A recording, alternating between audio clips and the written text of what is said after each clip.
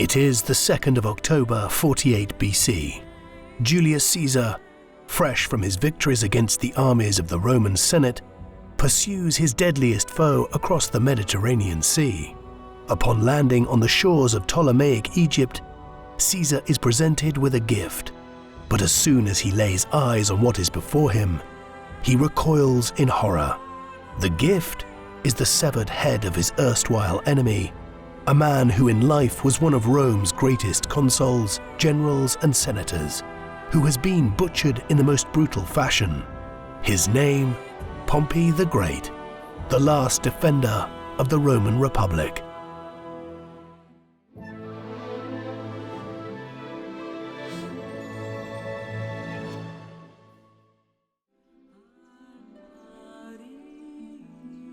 The man known to history as Pompey the Great, or Pompeius Magnus, was born Gnaeus Pompeius on the 29th of September 106 BC in Picenum, a region on the Adriatic coast of central Italy.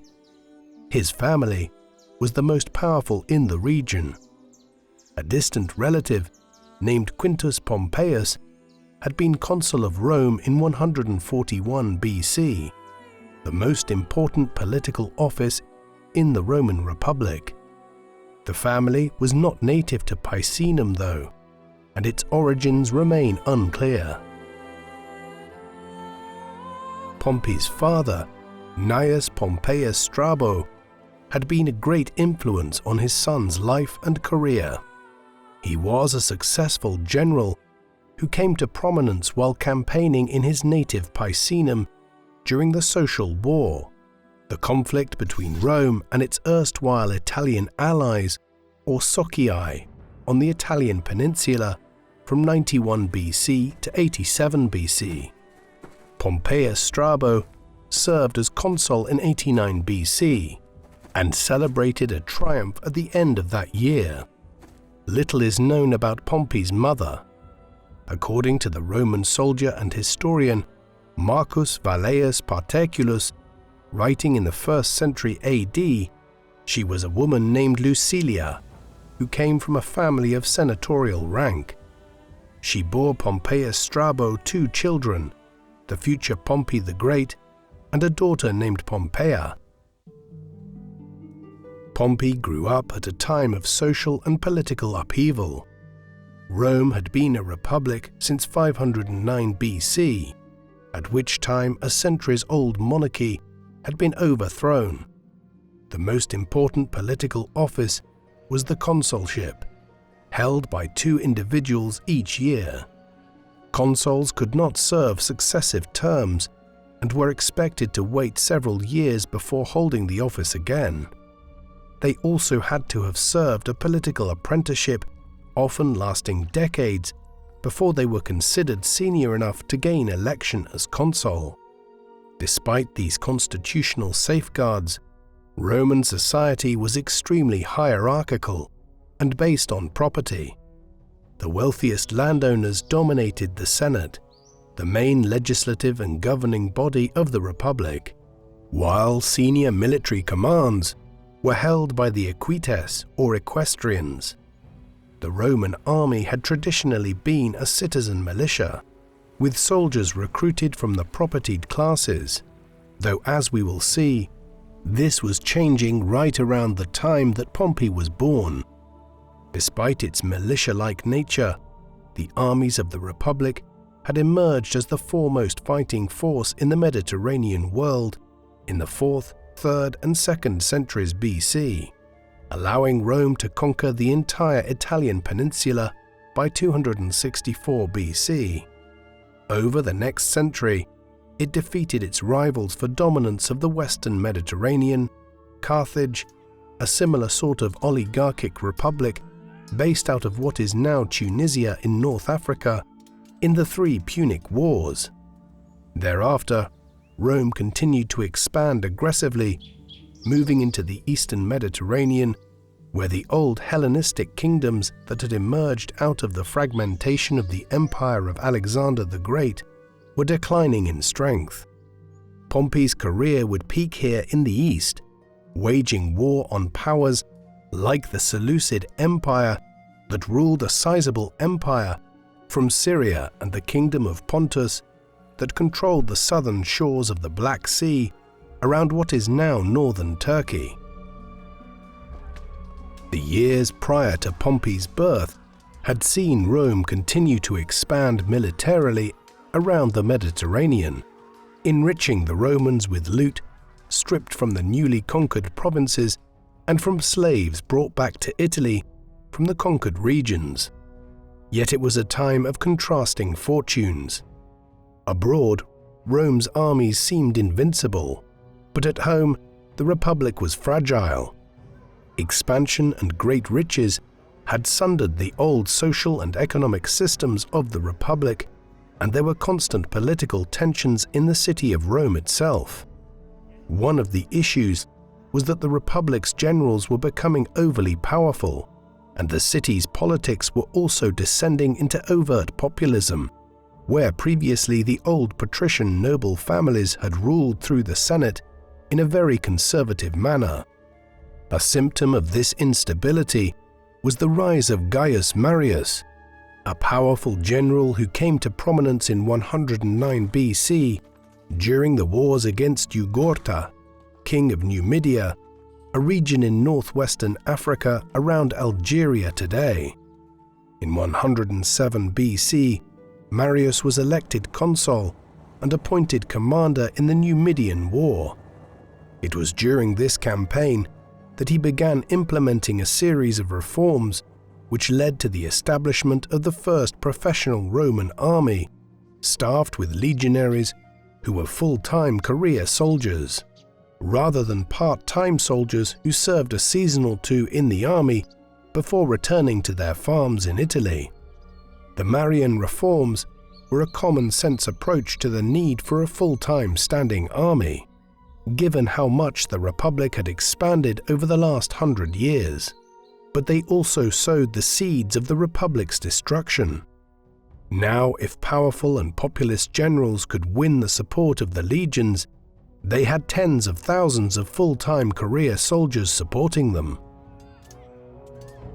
While Marius was leading the Numidian War to a successful conclusion, two Germanic tribes, the Cimbri and Teutones, invaded northern Italy in large numbers, posing a major threat to Rome's safety.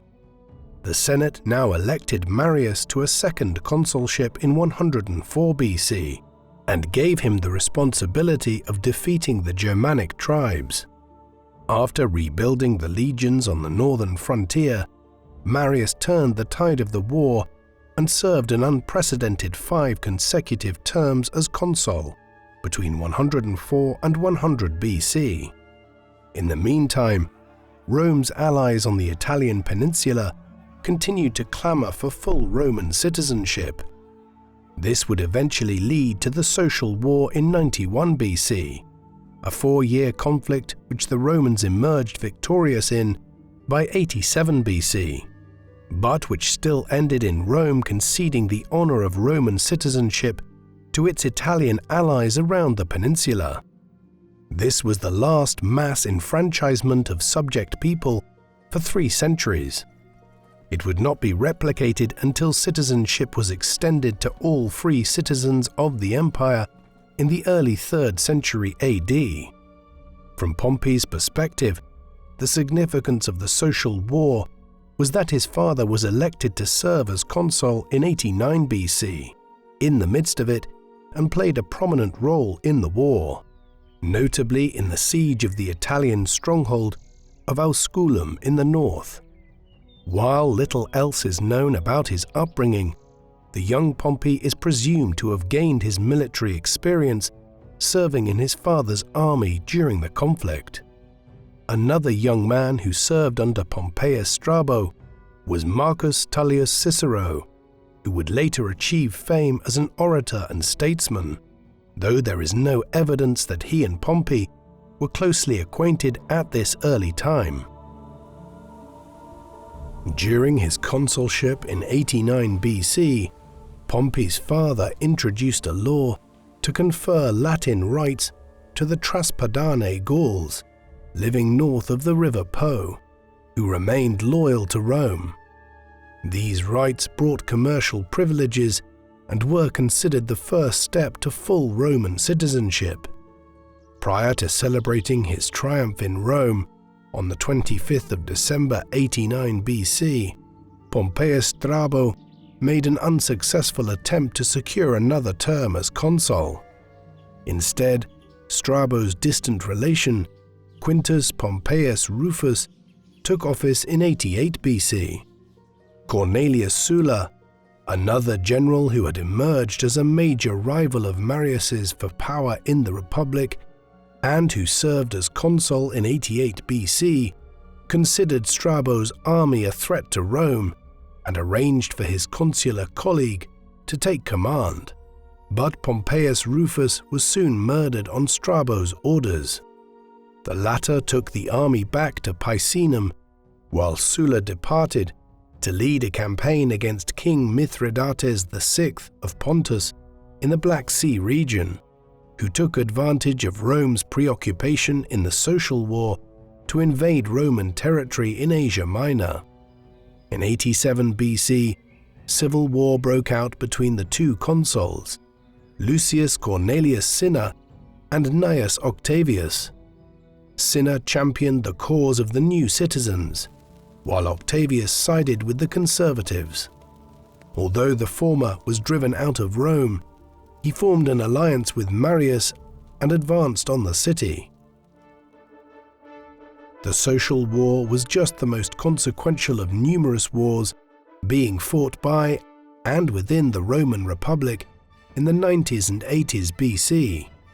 In the midst of it, in 88 BC, Marius's younger rival for power, Sulla, marched with an army on Rome in order to coerce the Senate into granting him control over the army that was to be sent east to wage war on King Mithridates of Pontus, an unprecedented act of military aggression by a Roman general within Italy itself.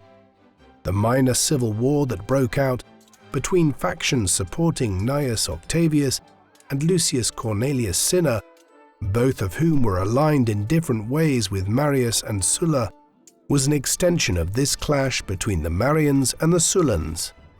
Even the death of Marius in 86 BC simply saw leadership of the Marian faction pass to his son and namesake and another figure by the name of Gnaeus Papirius Carbo.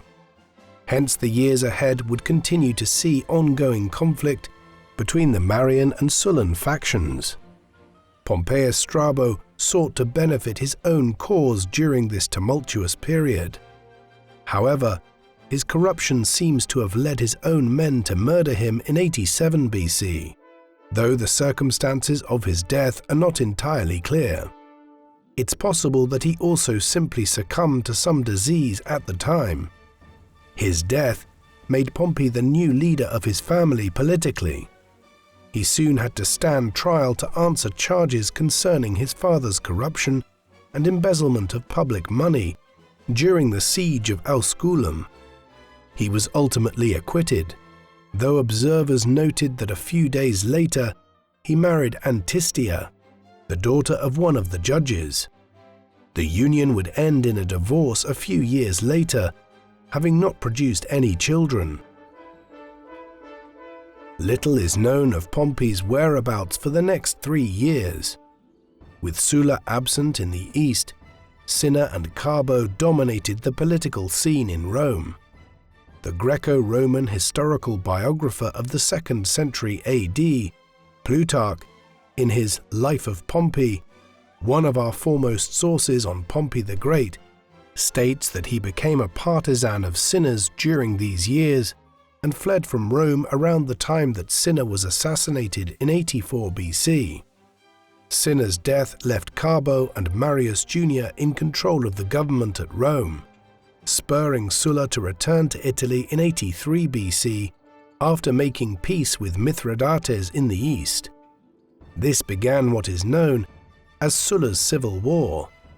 Although his father had been no friend of Sulla, Pompey now tied his fortunes to the general. raising a force of troops to aid him in his war against the Marians. Sulla further secured his new alliance with Pompey by offering his stepdaughter Aemilia in marriage. She was already pregnant with her recently divorced husband's child and died in childbirth a few months later.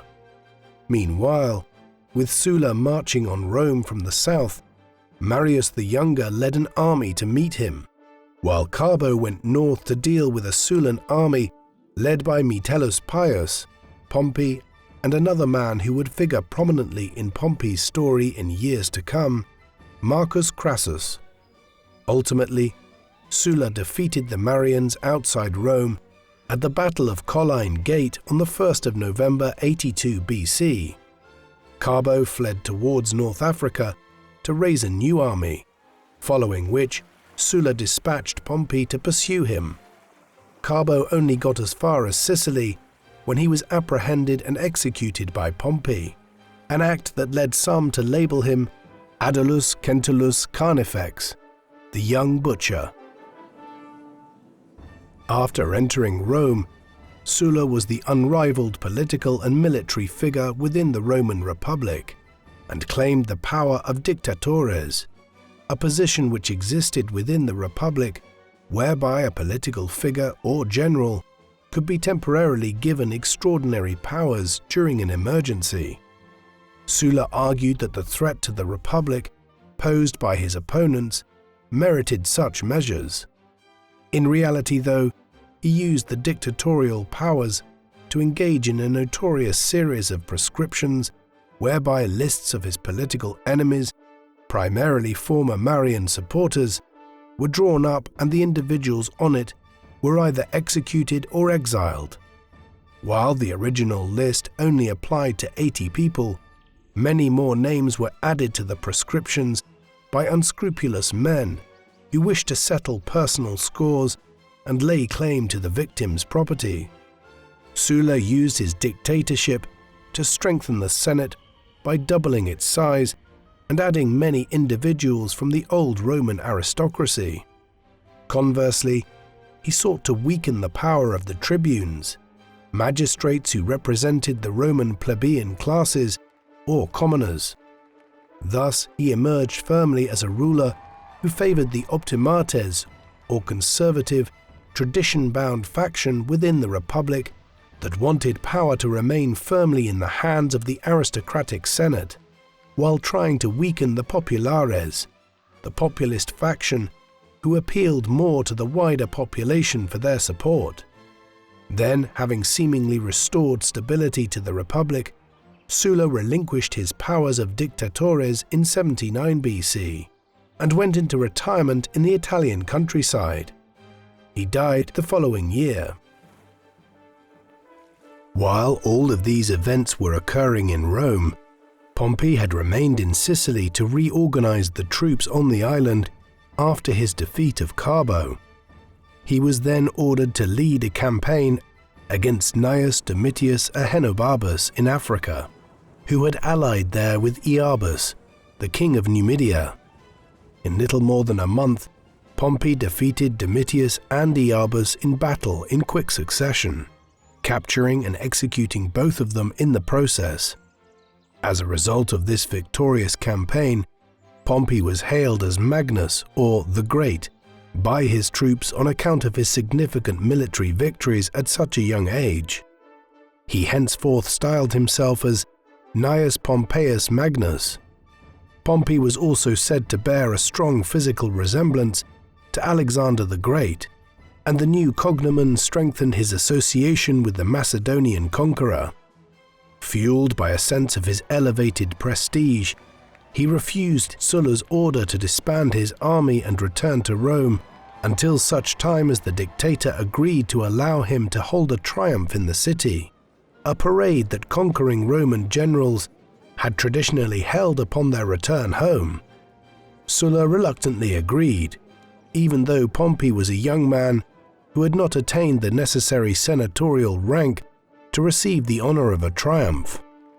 On the 12th of March 81 BC, at the age of only 24, Pompey was saluted as Imperator, or commander, at Rome as he celebrated the first of what would be 3 triumphs in the city. In 79 BC, Pompey married Mucia Tertia, his 3rd wife in just 7 years. In the period that followed, he capitalized on the renown he had gained during Sulla's civil war, involving himself in the politics of the Republic as the dictator went into retirement, and figures like Sulla's old ally, Quintus Lutatius Catulus and Marcus Aemilius Lepidus, vied for prominence. Pompey supported Lepidus's candidacy to become consul, something which led Sulla, who was not in favor of Lepidus's rise, to cut Pompey out of his will. Yet, when Sulla died later in 78 BC, Pompey helped to organize the proceedings in the Roman Forum. He was also soon bestowed with a new military command after an insurrection broke out in Etruria, a part of Italy where Sulla had granted his military veterans land at the expense of the local population. This subsequently morphed into further civil unrest as Lepidus engaged in an effort to seize power throughout Italy, during which Pompey was appointed to a senior command. Pompey confronted a Roman commander, Lepidus's second-in-command, by the name of Marcus Janius Brutus, at Mutina, present-day Modena. Pompey appears to have negotiated Brutus's surrender and promised to write to the Senate for further instructions, but the following day, Pompey had him executed, further enhancing his reputation for ruthlessness among his enemies. At the end of this latest victorious campaign, Catulus ordered Pompey to disband his army. Pompey refused, recognizing that he would lose his influence. Instead, he held out for a new command. For 2 years, Metellus Pius, a figure who Pompey had fought alongside in northern Italy during Sulla's civil war, had been fighting in Hispania, modern-day Spain, against Quintus Sertorius, an old ally of the deceased Marian leader, Cinna. Sertorius had managed to carve out a stronghold for himself in Hispania, which had become a base for the old Marian cause within the provinces. Pompey was ordered to join Metellus in Spain. The campaign was far from straightforward. He spent 77 BC facing fierce resistance from Gallic tribes encroaching into northern Hispania and the Roman possessions along the French Riviera from the Alps and the Pyrenees. A talented general and politician, Sertorius worked together with local elites and allowed them a greater share of political power than under official Roman occupation. Pompey knew that the terrain in Hispania was difficult and focused on securing control of the ports in the south and east to keep his armies supplied by sea, but he made little progress during 76 BC. He attempted to trap Sertorius as he was besieging the city of Lauron on the east coast, but Sertorius's cavalry charged against Pompey's infantry with devastating impact. Pompey was surrounded by Sertorius at his camp and could not launch a counterattack without exposing his rear and flank. Metellus's arrival on the scene prevented a complete disaster, and Sertorius withdrew. The following year, Pompey was more successful and captured Valentia. Then, rather than waiting for Metellus to join him, he became overconfident and attacked Sertorius at the river Sucro, a move which led to a victory for Sertorius. Shortly afterwards, Metellus arrived and once again obliged Sertorius to withdraw. During the next major engagement, fought on the banks of the river Turia near Saguntum, the two armies fought each other to a standstill in a fierce battle during which Pompey's brother-in-law, Gaius Memmius, was killed. Pompey had little to show for 3 years of campaigning and complained to the Senate about a lack of funds and supplies. His request for reinforcement was granted by the consuls for 74 BC, Lucius Licinius Lucullus, and Marcus Aurelius Cotta, who were about to embark on campaign against King Mithridates, Sulla's old nemesis, who had once again taken up arms against Rome in the east. With the arrival of 2 additional legions, Metellus and Pompey made progress.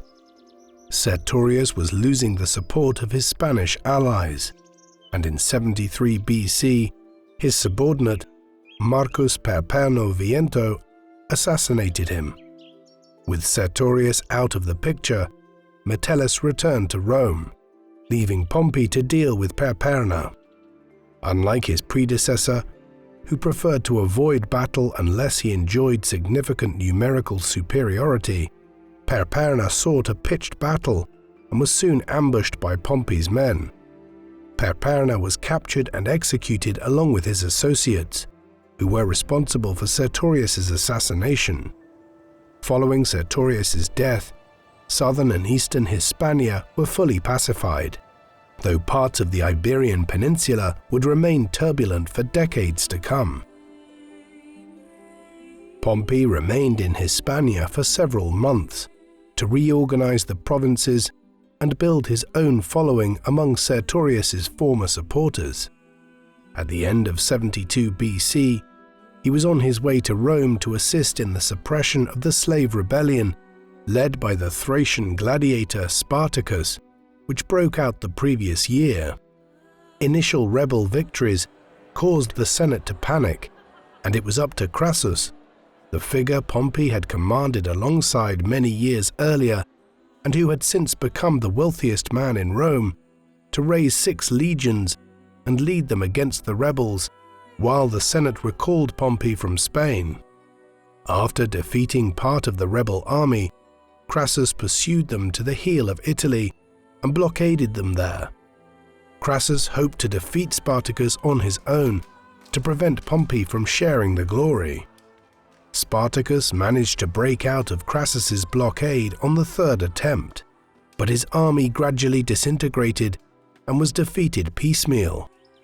A 5,000-strong column ran into Pompey's legions and was easily defeated, enabling Pompey to claim that he had dealt the final blow against the rebels.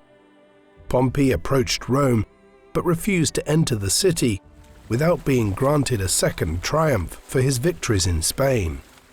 Although Pompey remained in Equestrian, the Senate granted his request and exempted him from the age requirements Sulla had reintroduced to elect him consul for the year 70 BC alongside Crassus. After entering Rome in triumph in December 71 BC, Pompey took office as consul for 70 BC, at the youthful age of 35, with Crassus serving as the other consul for the year. He was the most inexperienced individual to hold the post, since he was still not a senator, and had not served in the usual string of more junior magistracies prior to becoming consul. While his father Strabo had been consul back in 89 BC, he had spent most of the year on campaign at the end of the Social War. Conversely, Pompey entered office with an ambitious reform program.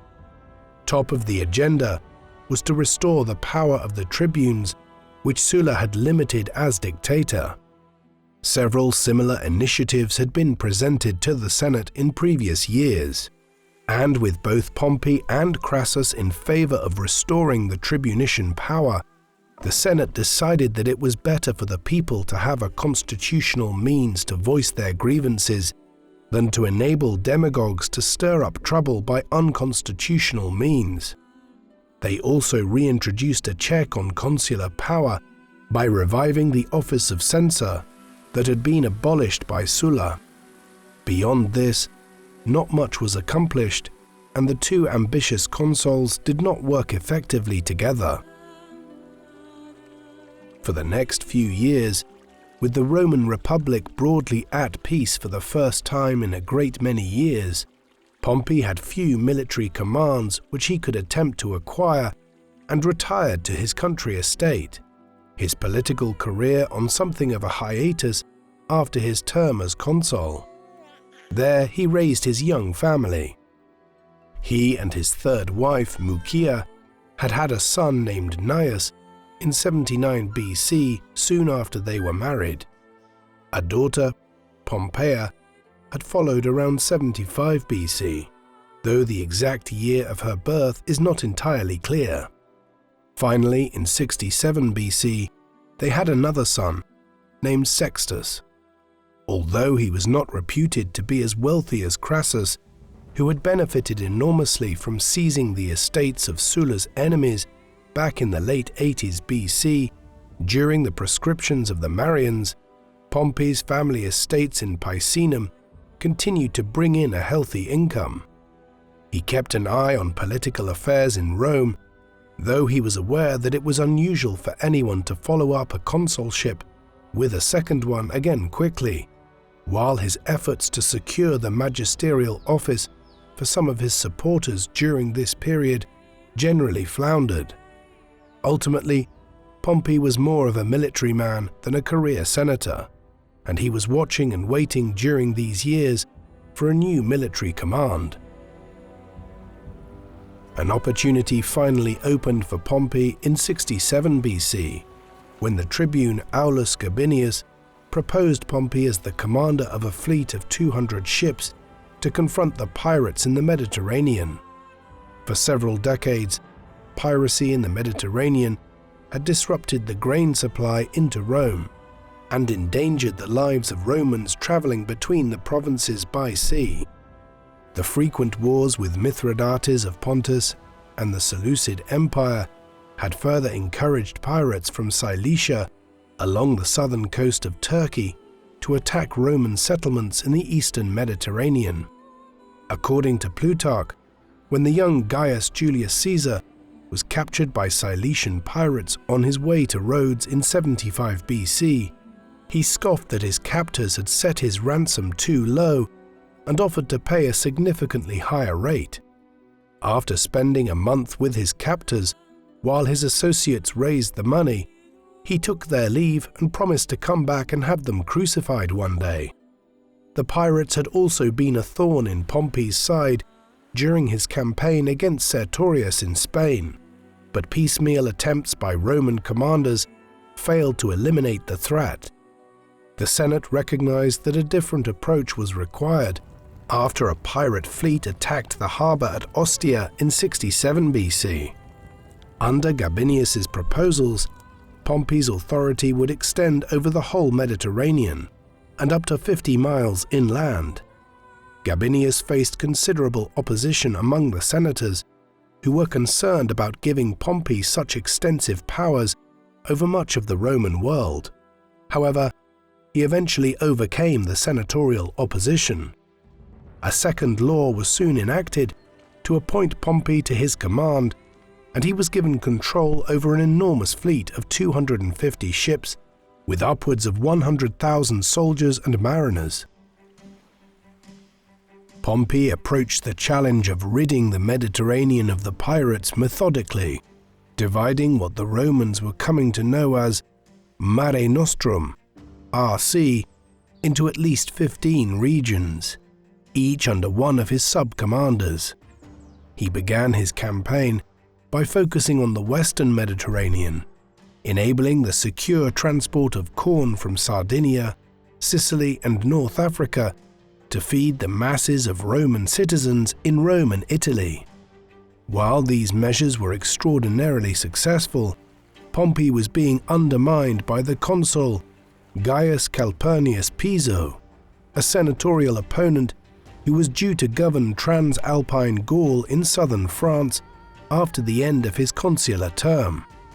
Piso used his influence to prevent the province from cooperating with Pompey's agents, creating difficulties for the general and pointing yet again to the constant cutthroat nature of Roman politics during these years.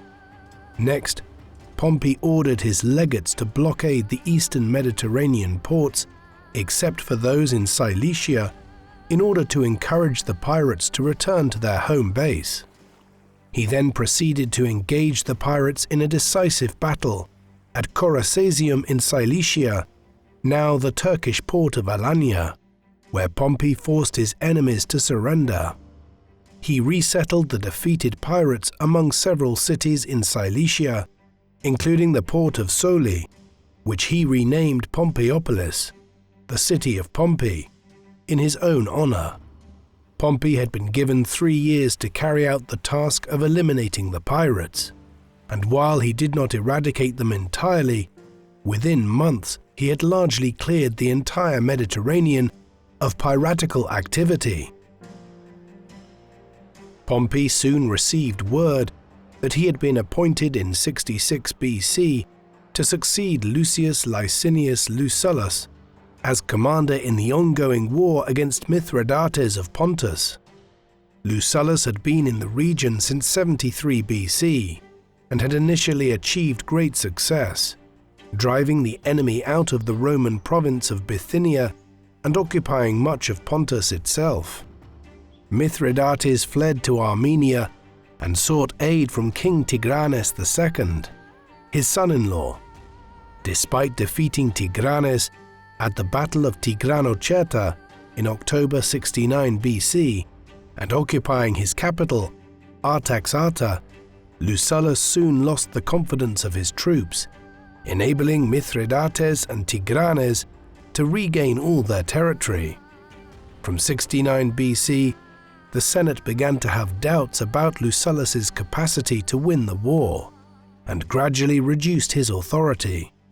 Then in 66 BC, the tribune Gaius Manlius successfully passed a bill in the Senate recalling Lucullus and appointing Pompey to his command. Pompey retained command of the men and ships he was given for the pirate war, enabling him to use his fleet to secure his lines of communication to Rome and combine the men already under his command with Lucullus's old army.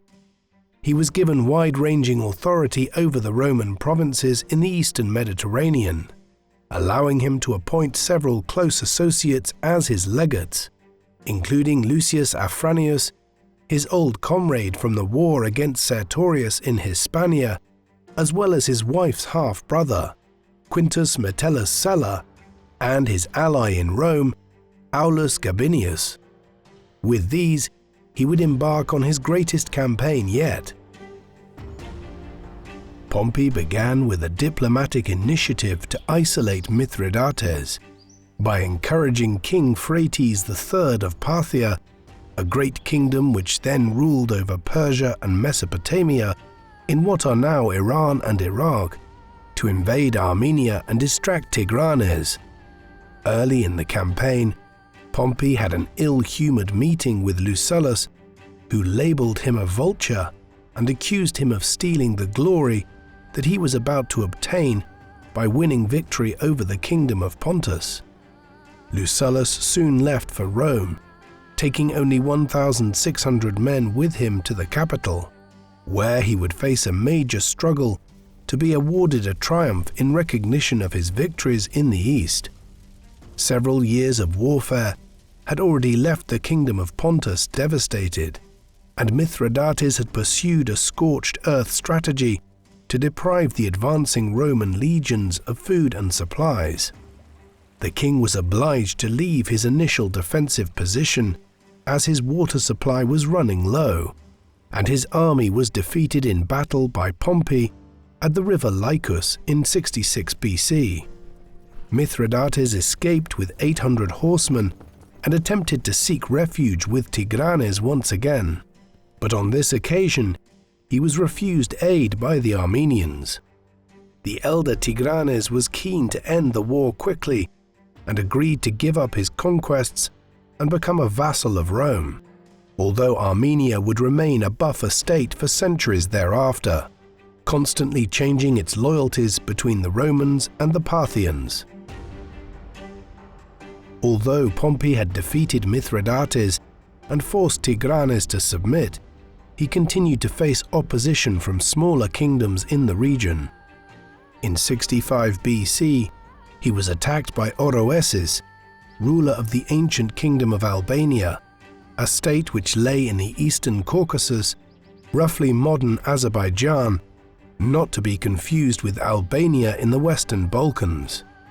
Pompey and his lieutenants defeated the Albanians in battle, and Oroesis made peace later that year. He then launched a preemptive invasion of neighboring Iberia, forcing King Artoses to come to terms.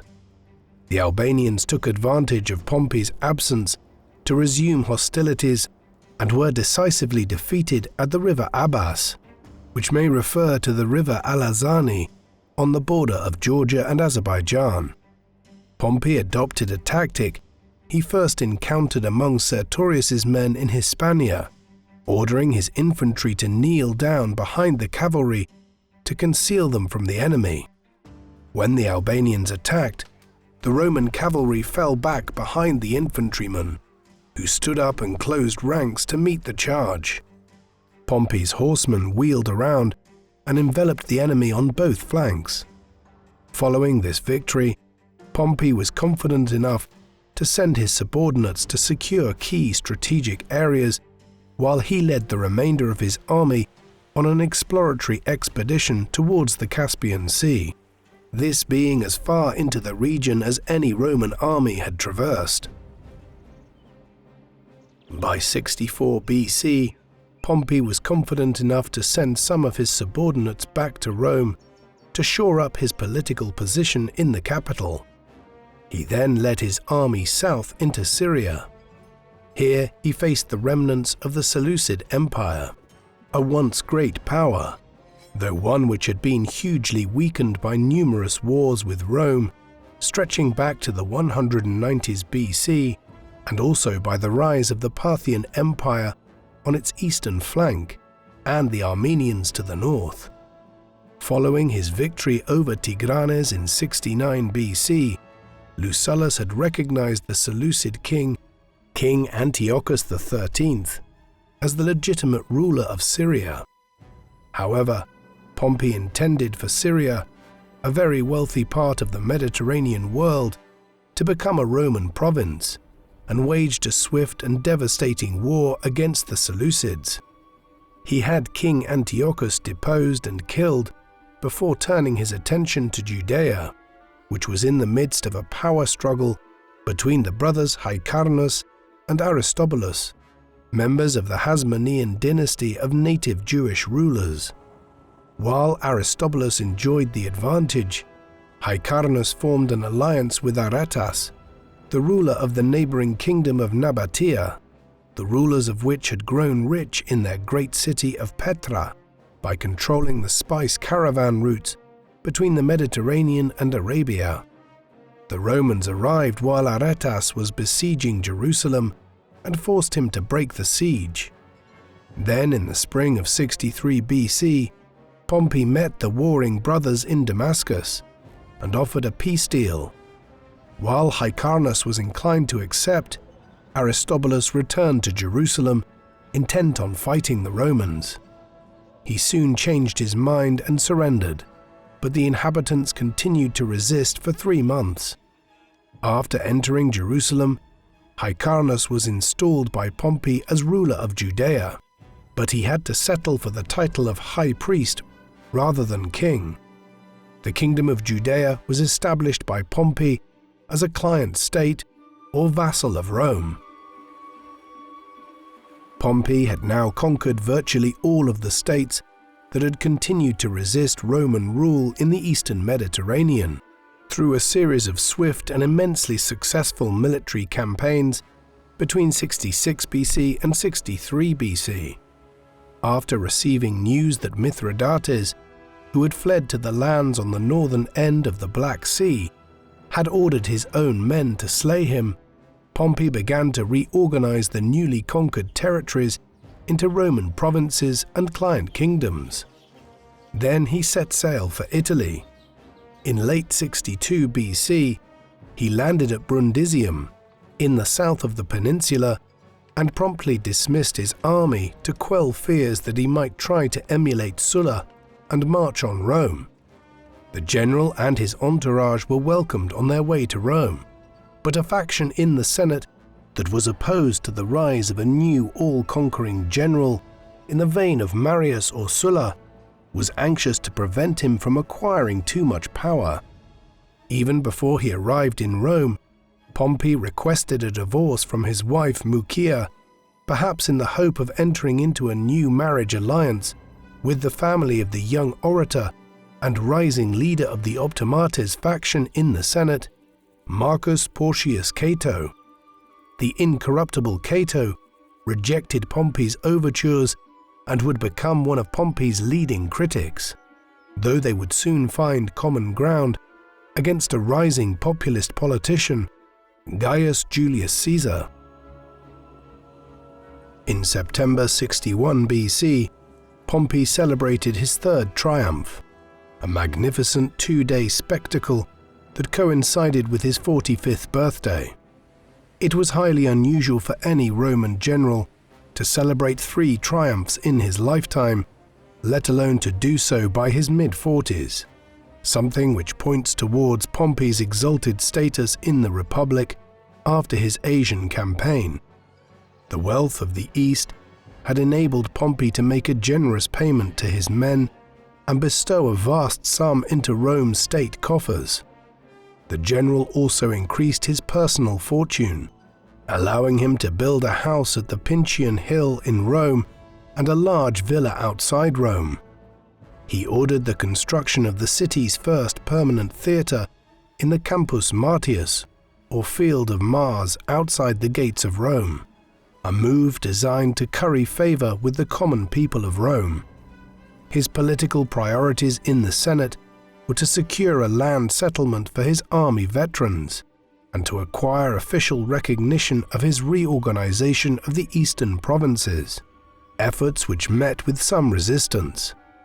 He found a surprise ally in eventually achieving these goals when Julius Caesar gained election as consul in 59 BC.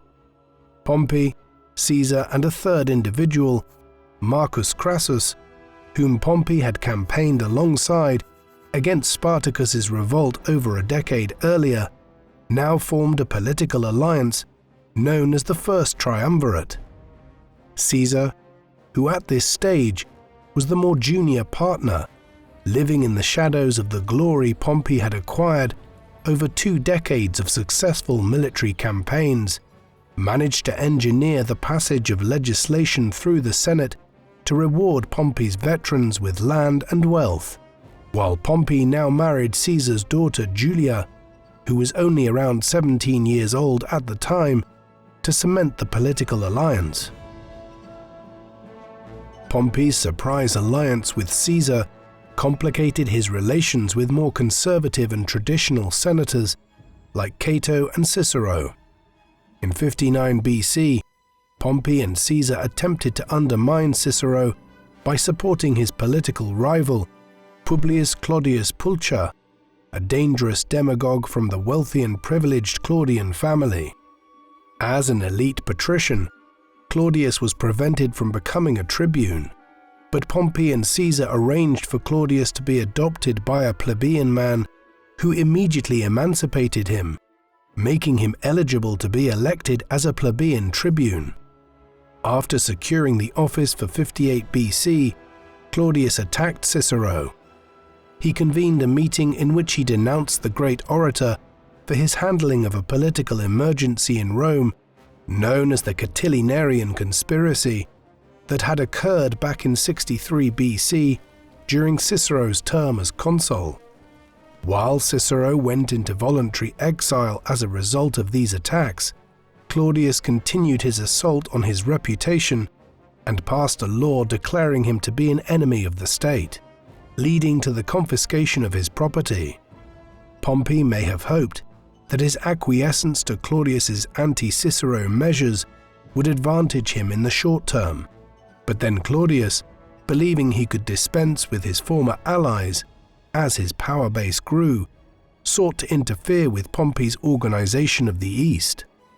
Pompey therefore engaged in a volte-face and began lobbying for Cicero's recall. Several attempts to do so were vetoed by Claudius and his allies, and it was only in September 57 BC that Cicero was able to return to Rome. As part of his political vendetta against Cicero, Claudius attempted to instigate riots in the city by manipulating the supply of grain to Rome's masses. With Cicero's backing, Pompey was given a temporary commission to regulate the grain supply.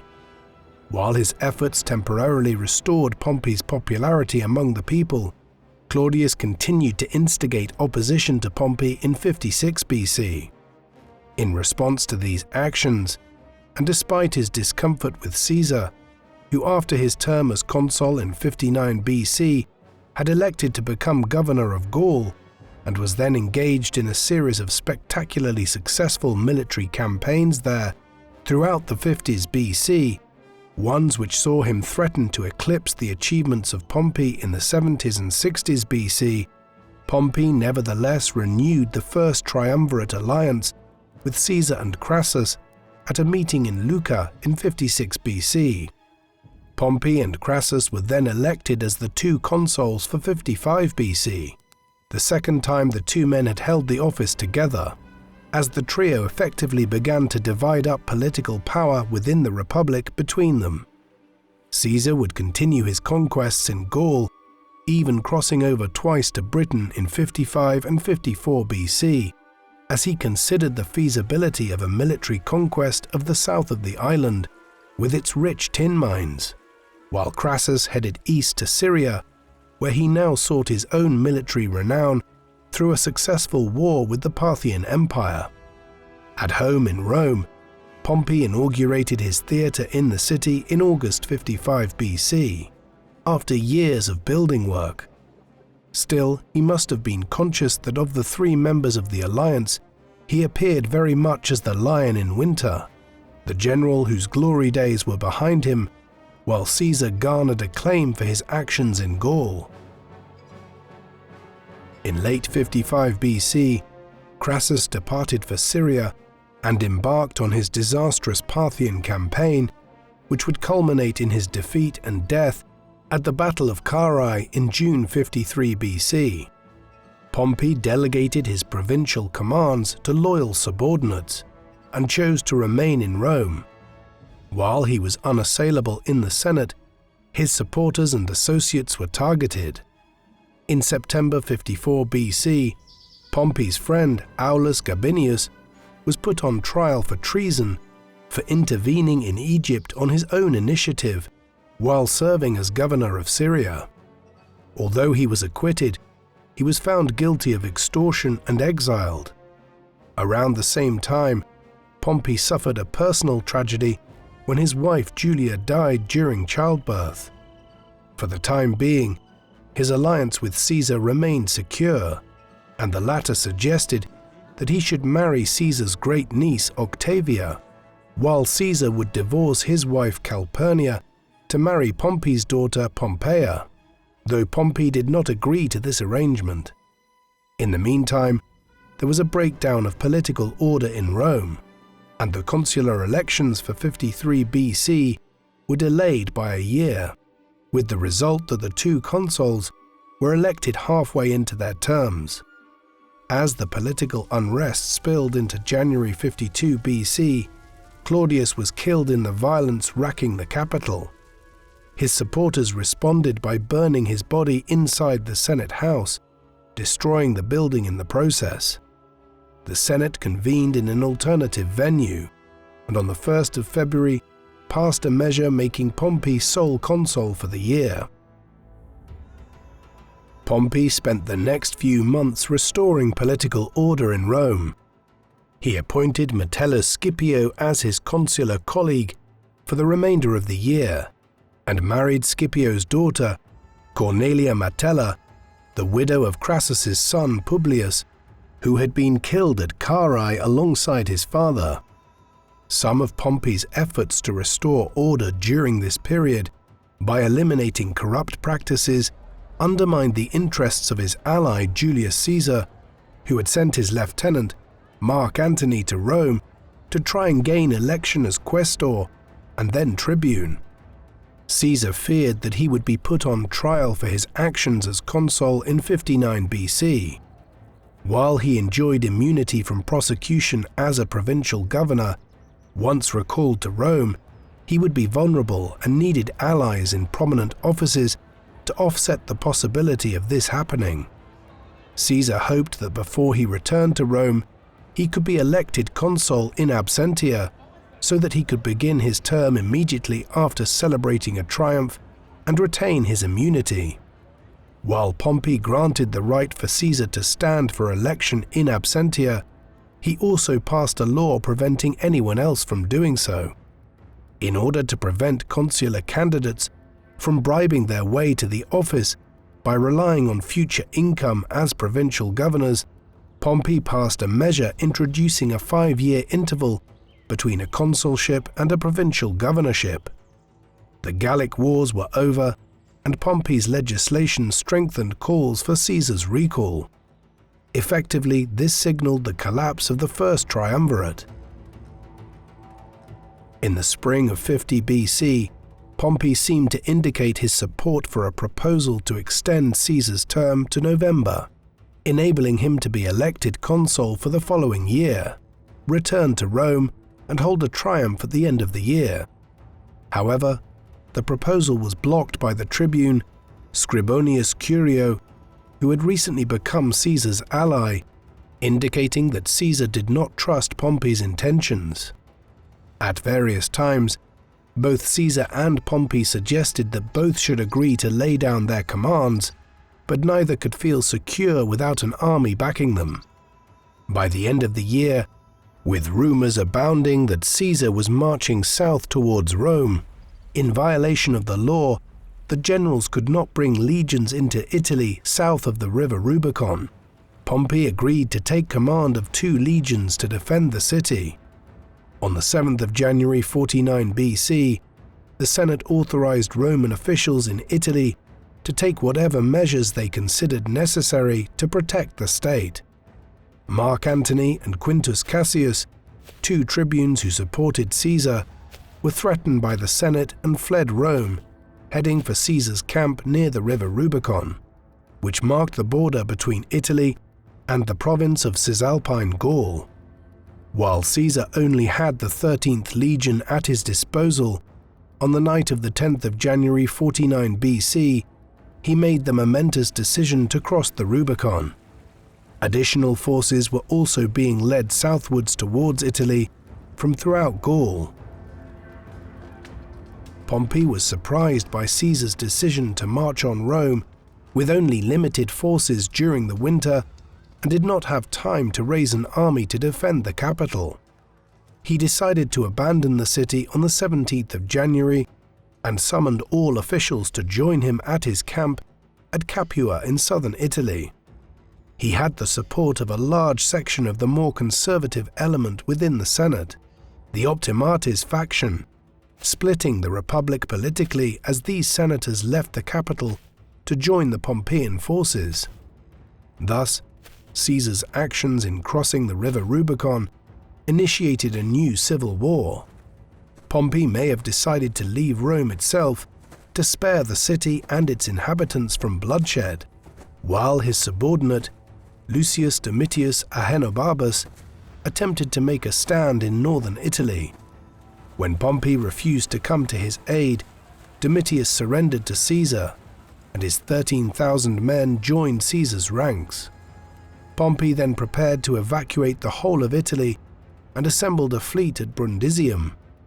By the time Caesar reached the port in early March, most of Pompey's army had already crossed the Adriatic. Meanwhile, with Rome left open for him to occupy it, and the rump Senate firmly comprised of his supporters, Caesar had the power of dictatores that Sulla had claimed over 3 decades earlier bestowed on him. Unlike Sulla, Caesar would never voluntarily relinquish these powers. Pompey's escape from Brundisium gave him the strategic advantage. He could train up his army in Greece, drawing further forces to him from around the eastern Mediterranean, while troops in Hispania that favored Pompey's cause threatened Caesar from the west. Caesar could not find enough ships to pursue Pompey, although he managed to take Sardinia and sent Curio to expel Cato from Sicily. Curio then landed in North Africa, where he was killed in battle against King Juba of Numidia. Caesar led 6 legions to Hispania and gained the upper hand against Pompey's subordinates, while Pompey recruited a large number of men and ships in the east. After briefly returning to Rome to organize elections for the year 48 BC, Caesar headed for Brundisium, determined to pursue Pompey and bring him to a decisive battle. His fleet was still not large enough, and he could only take 15,000 men with him in a single crossing, leaving the rest with Mark Antony. Caesar set sail on the 4th of January. While Pompey's fleet commander, Bibulus, failed to stop him, he destroyed dozens of Caesar's transport ships as they returned to Brundisium. Pompey had dispersed his troops into winter quarters at Dyrrachium and Apollonia, in Illyricum, modern-day Albania. After taking control of Apollonia, Caesar moved on to Dyrrachium, but was unable to dislodge Pompey. When Antony crossed the Adriatic in late March to reinforce Caesar, Pompey hoped to ambush him and prevent him from joining Caesar, but his plans were leaked, and he had to return to Dyrrachium. While Pompey could count on supplies reaching him by sea and hoped to starve Caesar of supplies, Caesar took steps to restrict Pompey's access to fresh water on land. In July, Pompey successfully broke through Caesar's lines, but failed to win a complete victory. The stage was now set for the final showdown between Caesar and Pompey. With the breaking of the blockade, Caesar decided to march east towards Macedonia, where one of his sub-commanders, Domitius Calvinus, was facing 2 legions under Metellus Scipio, Pompey's father-in-law. Rather than turn to invade Italy, Pompey now decided to march to Scipio's aid and followed Caesar eastwards. By August, the 2 armies faced each other near Pharsalus in southern Thessaly. Pompey was encamped at the top of a hill, while Caesar deployed his legions on the plain below. Caesar sought to tempt Pompey into a pitched battle on several occasions. While Pompey initially held firm, a few days later he changed his mind and engaged Caesar in battle, confident that he could gain victory with 38,000 infantry to Caesar's 22,000, and a much superior cavalry force. Pompey envisaged his cavalry making a decisive attack against Caesar's right flank, hammering Caesar's army against the anvil of his infantry. However, Caesar observed the movements of Pompey's cavalry commander, Labienus, and ambushed him with 1,000 of his own cavalry. Although Pompey's center and right held, Caesar's cavalry tore through his left, and Pompey was forced to flee. Despite his significant numerical superiority, Pompey had been defeated at Pharsalus, an engagement which would prove to be the decisive clash of the civil war. Many of Pompey's subordinates were killed or captured by Caesar at Pharsalus, but Pompey was determined to rebuild an army to continue the fight. He sailed to Asia Minor and received some reinforcements there, picking up his wife Cornelia from Mytilene along the way. After considering his options, Pompey decided to seek refuge in Egypt from the teenage King Ptolemy XIII. Ptolemy was involved in a power struggle with his sister, wife and co-ruler Cleopatra VII, and his advisors believed that it was better to make a deal with the victorious Caesar and ordered the Roman officer, Lucius Septimus, to assassinate Pompey as he landed at Pelusium on the Nile Delta on the 28th of September 48 BC, one day before his 58th birthday. 3 days later, Caesar arrived in Egypt and was presented with Pompey's head. He was disgusted to find his rival and former ally dead, and may have intended to display his magnanimity towards Pompey in victory by pardoning him. Caesar would soon return to Rome triumphant, and would hold the power of dictatores there down to his assassination in 44 BC. He would never proclaim himself to be an all-powerful ruler or emperor, but his actions paved the way for his great-nephew, Octavian, to rise as the first emperor of Rome in 27 BC, after defeating Mark Antony in a power struggle to succeed to Caesar's position of preeminence within the Republic. Ironically, when Caesar was killed in 44 BC, it was during a meeting of the Senate in the theatre of Pompey. Gnaeus Pompeius Magnus was one of the foremost generals and political figures of Roman history, a man who was known as the Great even in his own time. Beginning in his early 20s, he commenced a military career which saw him win renown, fighting first for Sulla during the civil war that brought him to power, and then in campaigns against Sertorius in Hispania and Spartacus in southern Italy. Yet it was his lengthy campaigns in the eastern Mediterranean in the 60s BC that truly won him acclaim, defeating the Cilician pirates and then moving on to engage in a series of brilliant campaigns that reduced the kingdoms of Pontus and Judea, along with the Seleucid Empire, to Roman rule. As a result of these, he was awarded 3 triumphs at Rome by his 45th year, an unprecedented accomplishment. His tragedy was that he was eclipsed in the 50s BC by Julius Caesar, with Pompey's exploits becoming a distant memory as news seemed to arrive every month of fresh successes for Caesar in Gaul. Yet Pompey's historical legacy was assured when he led the conservative senatorial resistance to Caesar's efforts to seize power after crossing the Rubicon early in 49 BC. In doing so, Pompey, though quickly defeated, appeared to be the great champion of the Roman Republic, though whether he sought to preserve the Republic or wanted to simply claim power for himself instead of Caesar remains open to question. What do you think of Pompey the Great? Was he a brilliant leader who helped Rome to win great honor and prestige and defended the traditions of the Roman Republic? Or was he a power-hungry despot himself who was simply outmaneuvered by Julius Caesar in the struggle for absolute power within the Roman Republic? Please let us know in the comment section. And in the meantime, thank you very much for watching.